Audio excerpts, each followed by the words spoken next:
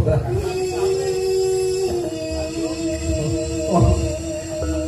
Kaya oto-oto malah dijarke wae. Ora maksud iki lho, kok kudu kok yo keliren gowo sendok barang. Ah wis kenal yo mengku sanepo